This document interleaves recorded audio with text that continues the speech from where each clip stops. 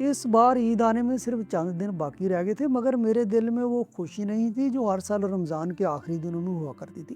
पहले जब मेरे शौहर ज़िंदा थे तो घर छोटा सा ही सही मगर दिल बड़ा था। वो मजदूरी करते थे, मगर रमज़ान के आखिरी दिनों में हमेशा बच्चियों के लिए नए कपड़े ले आते थे। मेरी दोनों यतीम बच्चियां इन कपड़ों को बार बार पहनकर आईने में देखती थीं और खुशी से हंस रही होती थी। मगर इस साल सब कुछ बदल चुका था। पिछले साल रमज़ान के ही दिन थे जब मेरे शौहर अचानक बीमार हुए और चंद ही दिनों में दुनिया छोड़ गए। उनकी मौत के बाद जैसे मेरी ज़िंदगी की बुनियादें ही हिल गई थी। किराए का घर छोड़ना पड़ा था क्योंकि मेरे पास इतने पैसे नहीं थे कि शहर में रह सकूं। मजबूरी में मैं अपनी दोनों बच्चियों को लेकर इस कच्ची आबादी में आ गई थी। मैं सुबह सवेरे उठती, बच्चियों के लिए थोड़ी सी चाय और सूखी रोटी रखती और फिर एक बड़े बंगले पर काम करने चली जाती। वो बंगला हमारी बस्ती से काफ़ी दूर था। मैं रोज़ाना पैदल जाती थी क्योंकि रक्शे के पैसे बचाना ज़रूरी था। बंगले वाले अमीर लोग थे। उनके घर में हर चीज़ की फरावानी थी। बड़े बड़े कमरे, चमकते हुए फर्श, खूबसूरत पर्दे और फ्रिज में खाने की इतनी चीज़ें कि देख कर ही दिल में अजीब सा एहसास होता। कभी कभी मैं सोचती थी कि अल्लाह दुनिया में इतना फ़र्क क्यों रख देता है कि एक तरफ लोग इतनी नेमतों में रहते हैं और दूसरी तरफ हम जैसे लोग हैं जो एक एक रुपये के मोहताज हैं। उस दिन भी मैं सुबह सवेरे काम पर गई थी। रमज़ान का आखिरी अशरा चल रहा था। बंगले की मालकिन ईद के त्योहारों में मसरूफ़ थी। वो अपनी बेटियों के लिए नेक जोड़े निकाल निकाल कर देख रही थी। कभी एक सूट पसंद आता तो कभी दूसरा। मैं चुपचाप फर्श साफ कर रही थी, मगर मेरा दिल अपनी बच्चियों के ख्याल में डूबा हुआ था। मैं सोच रही थी कि इस ईद में इन्हें क्या पहनाऊंगी। उनके पास पिछले साल के कपड़े भी अब छोटे हो चुके थे। मैंने कई बार सोचा कि मालकिन से कुछ एडवांस मांग लूं, मगर जुबान हिम्मत नहीं कर पाती थी। खुददारी भी एक अजीब चीज़ होती है। इंसान चाहे कितनी ही मुश्किल में क्यों ना हो, दिल नहीं मानता किसी के सामने हाथ फैलाए। दोपहर के करीब जब मैं काम खत्म करके वापस बस्ती की तरफ आ रही थी तो गर्मी बहुत ज़्यादा थी। रोजी के हालत में चलना और भी मुश्किल लग रहा था। जब मैं अपनी गली के करीब पहुंची तो देखा कि बस्ती में गैर मामूली हिलचल है। बहुत सारे बच्चे एक जगह जमा थे और औरतें भी दूर दूर से आ रही थी। मैंने एक पड़ोसन से पूछा तो उसने बताया कि आज एक अमीर आदमी बस्ती में आया जो गरीब बच्चों में ईद के कपड़े और तोहफे तकसीम कर रहा है। ये सुनकर मेरे दिल में एक हल्की सी उम्मीद जाग उठी। मैं जल्दी से अपने घर की तरफ बढ़ी।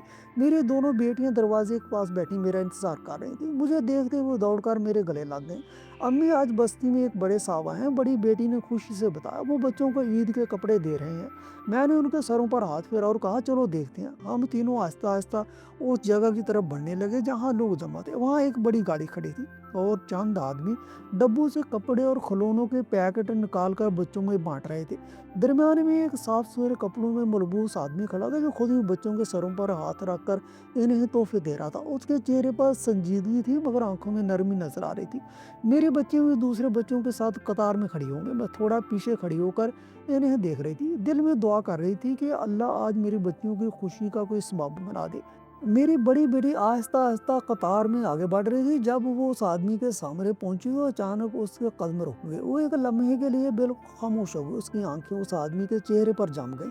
मैंने दूर से देखा कि मेरी बेटी जैसे किसी गहरी सोच में पड़ गई है। फिर अचानक वो मेरी तरफ मुड़ी और तेजी से मेरे पास आ गई। अम्मी, उसने हल्की सी कपकपाती आवाज में कहा, क्या हुआ बेटा? मैंने परेशानी से पूछा। अम्मी, वो जो कपड़े दे रही हैं ना, वो बिल्कुल अब्बू जैसे लगते हैं। उसकी बात सुनकर मेरा दिल एक लम्हे के लिए रुक सा गया। मैंने हैरत से उस आदमी की तरफ देखा। फासले की वजह से चेहरा साफ नजर नहीं आ रहा था, मगर दिल में अजीब सा एहसास जागा। मैंने खुद को संभाला और कहा, नहीं बेटा, तुम्हें शायद गलती हो रही है।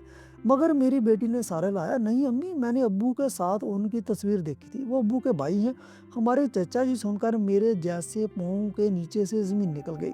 मेरे शोहर का एक बड़ा भाई था जो कई साल पहले कनाडा चला गया था। उसके बाद उसने कभी हमारे साथ कोई राबता नहीं किया था।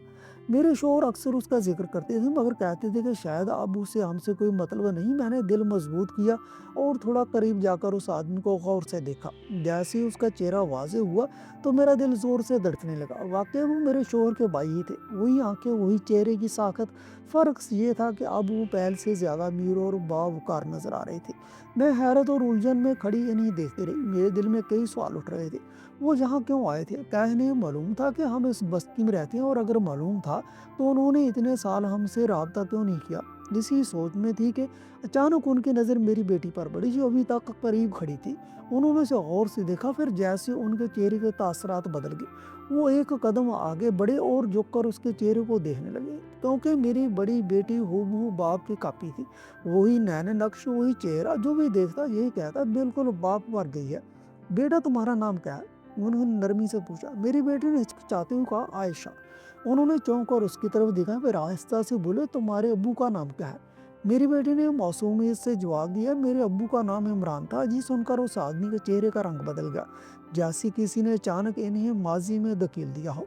उन्होंने फौरन इर्द गिर्द नज़र दौड़ाई और फिर उनकी नज़रें मुझ पर आकर रोक गईं। एक लम्हे के लिए हम दोनों एक दूसरे को देखते रहे। उनकी आंखों में हैरत, दुख और शायद पछतावे की एक झलक थी। उन्होंने आहिस्ता से मेरा नाम लिया, ज़ैनब। मेरा दिल जोर से धड़कने लगा। मैंने सर झुका लिया। बस्ती के शोर के दरमियान एक अजीब सी खामोशी मेरे दिल में उतर गई थी। उन्होंने चंद कदम चलकर मेरे करीब आकर खड़े हो गए। मैंने देखा कि उनके हाथ हल्के से कांप रहे थे। ये इमरान की बेटियां हैं? उन्होंने आहिस्ता से पूछा। मैंने बेमुश्किल सर हिलाया। उनकी आंखों में अचानक नमी आ गई। उन्होंने दोनों बच्चियों को अपने करीब बुलाया और एक लम्हे के लिए उन्हें गौर से देखते रहे। शायद वो अपने छोटे भाई की झलक उन मासूम चेहरों में तलाश कर रहे थे, मगर मेरे दिल में एक अजीब सा दर्द भी था। जितने सालों बाद अचानक सामने आ जाने वाला ये रिश्ता मेरे लिए खुशी के साथ साथ कई तरफ यादें भी लेकर आया था, और मुझे अंदाज़ा नहीं था कि इस अचानक मुलाकात के बाद हमारी ज़िंदगी में क्या तूफान आने वाला था। वो चंद लम्हे हम सब के लिए अजीब थे। बस्ती के शोर के बावजूद जैसे वक्त थम सा गया था। मेरे शोर के भाई जिन्हें मैंने सालों पहले सिर्फ एक दो बार देखा था, अब मेरे सामने खड़े थे। उनकी आंखों में हैरत भी थी और दुख भी। वो बार बार मेरी बेटियों को देख रहे थे, जैसे यकीन ना आ रहा हो कि वो वाकई अपने मरहूम भाई की औलाद के सामने खड़े हैं। उन्होंने आहिस्ता से मेरी बेटी के सर पर हाथ रखा और पूछा तुम लोग जहाँ रहते हो?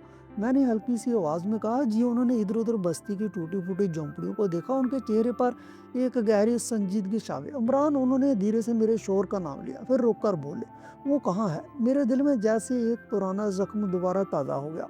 मैंने नज़रें झुका ली और आहिस्ता से कहा वो पिछले साल रमज़ान में इंतकाल कर गए थे। जी सुनकर वो बिल्कुल खामोश हो गए।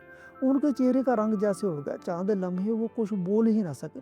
फिर उन्होंने गहरा सांस लिया और आसमान की तरफ देखा, जैसे खुद को संभालने की कोशिश कर रहे हो। मुझे मुझे किसी ने बताया ही नहीं, उन्होंने वो मुश्किल कहा। मैंने दिल में सोचा कि बताने वाला था ही कौन। मेरे शोर ने कई साल पहले उनसे रब्ता करने की कोशिश की थी, मगर जवाब नहीं आया था। फिर आहिस्ता आहिस्ता उन्होंने भी उम्मीद छोड़ दी थी। वो कुछ देर तक खामोश खड़े रहे, फिर अचानक बोले तुम लोग यहाँ क्यों रह रहे हो? मैंने मुख्तर सा जवाब दिया हालात की वजह से। उन्होंने एक बार फिर बस्ती को देखा। शायद उन्हें यकीन नहीं आ रहा था कि उनके भाई की बीवी और बच्चियां ऐसी जगह रहने पर मजबूर हैं। इसी दौरान उनके साथ आए हुए आदमी ने बच्चों में कपड़े और तोहफे बांटने का काम मुकम्मल कर लिया था, मगर वो अब वहीं खड़े थे, जैसे किसी गहरी सोच में डूब गए हों।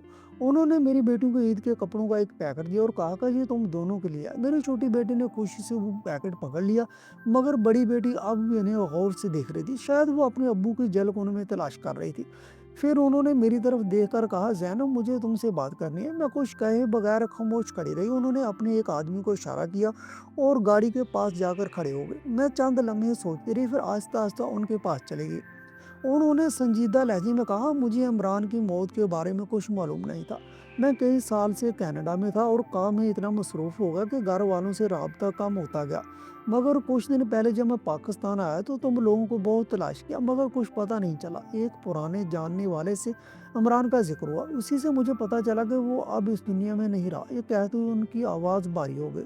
मैंने दिल में सोचा कि अगर इन्हें वाकई फिक्र होती तो वो इतने साल खामोश न रहते, मगर मैंने कुछ नहीं कहा। उन्होंने आगे कहा मैं इमरान को ढूंढने निकला था। किसी ने बताया कि उसकी बीवी और बच्चियां किसी कच्ची वादी में रहती हैं, मगर कई जगह तलाश करता हुआ आज यहाँ पहुँचा हूँ। ये सुनकर मेरे दिल में एक लम्हे के लिए हैरत की लहर दौड़ गई। मुझे यकीन नहीं आ रहा था कि वो वाकई हमें ढूंढते हुए यहाँ आए हैं।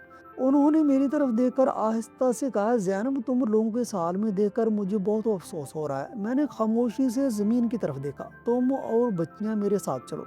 मैंने चौंक कर उनकी तरफ देखा। उन्होंने संजीदगी से कहा तुम लोग मेरे भाई की अमानत हो, मैं तुम्हें इस हालत में यहाँ नहीं छोड़ सकता। मेरे दिल में एक अजीब सी कश्मकश शुरू हो गई। एक तरफ ये पेशकश थी जो शायद हमारी ज़िंदगी बदल सकती थी, दूसरी तरफ दिल में कई खदशात भी थे। मैंने आहिस्ता से कहा, मैं किसी पर बोझ नहीं बनना। उन्होंने फौरन ही जवाब दिया, तुम बोझ नहीं हो। उनकी आवाज़ में ऐसी सच्चाई थी कि मैं कुछ लम्हों के लिए खामोश हो गई। और दूर मेरी दोनों बेटियां ईद के कपड़ों का पैकेट खोलकर खुशी से देख रही थी। उनकी आंखों में वो चमक थी जो मैंने कई महीनों से नहीं देखी थी। मैंने दिल ही दिल में अपने मरहूम शोर को याद किया और सोचा शायद अल्लाह ने हमारी मदद के लिए ये दरवाज़ा खोला है। बच्चियां बड़ी हो रही थी, उनका ऐसे माहौल में रहना सही नहीं था। बच्चों की खातिर हम उनके साथ चले गए। 2 माह हम उनके घर पर रहे। फिर एक रोज़ उन्होंने मुझे निकाह की पेशकश की। शुरू में मुझे बहुत अजीब लगा, मेरा दिल नहीं मान रहा था, मगर उन्होंने कहा मैंने परदेश में शादी की थी, वो कामयाब ना हो सकी। अब मैं चाहता हूँ तुमसे निकाह करके अपने भाई के बच्चों को सहारा दूँ। इन्हें बाप का प्यार हूँ, अपनी गलती का इज़हार ना कहूँ कि मेरे भाई के बच्चे कसम पुरसी की ज़िंदगी गुजार रहे थे। मैंने उनसे बेखबर था। काफ़ी सोचो विचार के बाद मैं राज़ी हो, क्योंकि उनके घर पर बगैर किसी रिश्ते के रहना भी सही नहीं था। हमारा निकाह हो गया और आने वाले वक्त ने बताया मैंने सही फैसला किया था। कहानी अच्छी लगी हो तो वीडियो को लाइक और चैनल को सब्सक्राइब कर दें। अल्लाह हाफिज़।